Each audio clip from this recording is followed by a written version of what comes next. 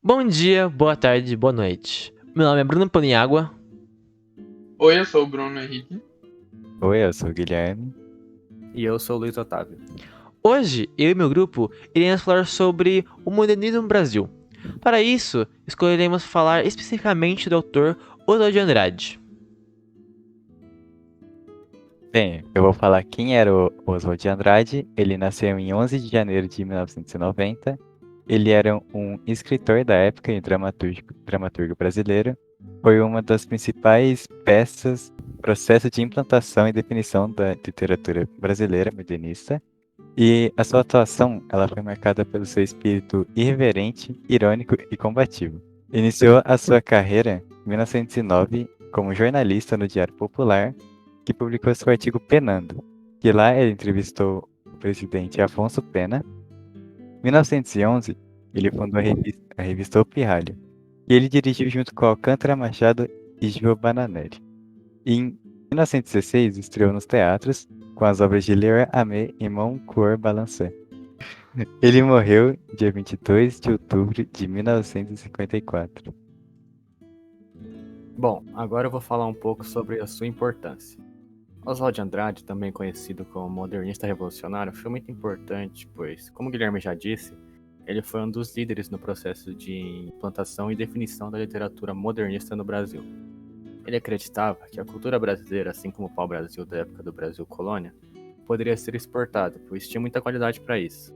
Para o autor, a arte precisa ser mais autêntica e original. E ele buscava a cultura que não era tradicional, porque ele queria romper o convencionalismo da época. Foi ele que, inspirado pela arte que estava sendo feita na Europa, percebeu que era possível unir a cultura mais popular e a erudita. Sua obra, ou suas obras de maneira geral, apresentavam um nacionalismo que buscava as origens, mas sem perder a visão crítica da realidade brasileira.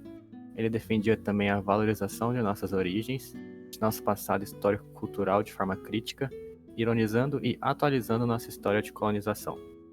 Dentre os tantos gêneros da prosa, o romance foi o que mais despertou seu interesse. Tanto que em 1922 ele estreou na prosa com o romance Os Condenados, assim que o romance esse que está sendo mostrado no slide agora. Entre suas principais obras, nós temos O Homem do Cavalo, de 1934. Descreve o percurso histórico do homem desde o surgimento da propriedade privada e, consequentemente, do proletariado. Assunto também discutido no Caderno de Anotações de Oswald de Andrade, datado dos anos que antecederam sua morte.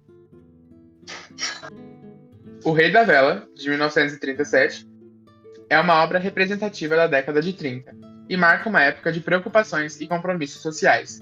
A peça é considerada o primeiro texto modernista para o teatro.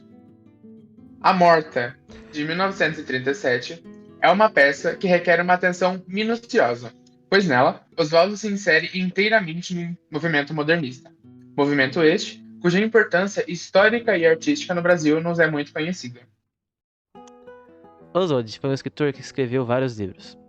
Entre eles temos Condenados, que foi citado antes. É um romance lançado em 1922, que fala um pouco mais da vida sobre João Carmo, que era um homem tímido que foi do Recife para São Paulo lá em 1920 e conheceu no seu trabalho de telegrafista na Estação da Luz uma mulher chamada Alma e ele se apaixonou por ela.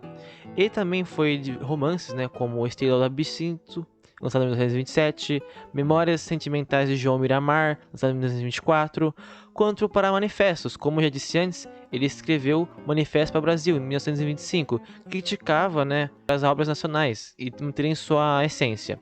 Ele também já escreveu várias poesias, como o Pau Brasil, lançado em 1925 também, mas tem diferença entre Manifesto Pau Brasil e O Pau Brasil, são livros diferentes.